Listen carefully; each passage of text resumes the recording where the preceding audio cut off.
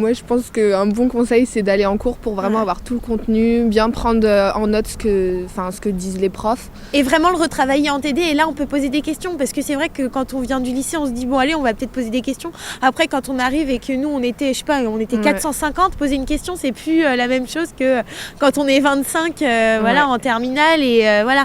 Donc du coup on pose pas de questions, puis des fois on comprend pas, et donc du coup si on est allé en CM on garde nos questions, puis voilà on les pose en TD. Après je pense que les profs ils sont aussi là pour nous répondre, donc faut pas avoir honte de poser des questions quoi. Des bonnes surprises.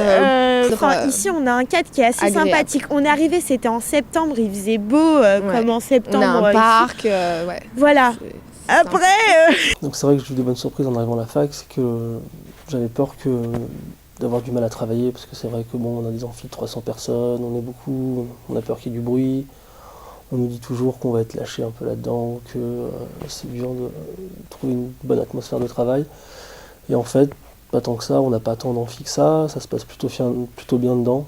Et la plupart du temps, on est en TD, on est dans des petites classes, on est entre 20 et 30. On a du temps pour poser des questions aux professeurs. Maintenant, si j'ai un conseil à donner à des bacheliers qui vont arriver en L1, c'est déjà de bien se renseigner sur les matières, les cours qu'on va avoir, et vraiment que ça nous intéresse, parce qu'on décroche très vite.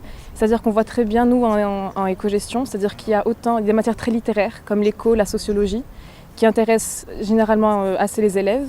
Maintenant, des cours qui sont beaucoup plus algébriques, comme les maths ou la gestion, si on ne sait pas vraiment ce que c'est, on peut être déçu et on décroche très très vite. Je viens d'une petite ville qui est Troyes, j'ai quitté tous mes amis, mes parents.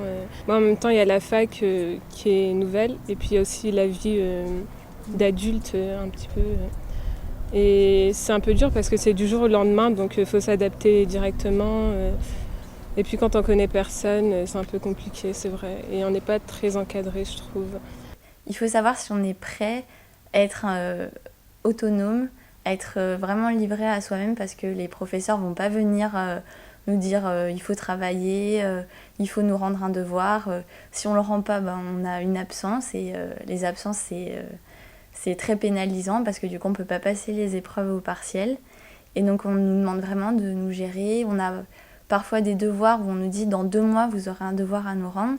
Donc il faut être aussi très organisé pour ne pas avoir une masse de travail trop importante tout d'un coup. Le premier conseil qu'on nous a donné, c'était de passer la majeure partie de notre temps à la BU.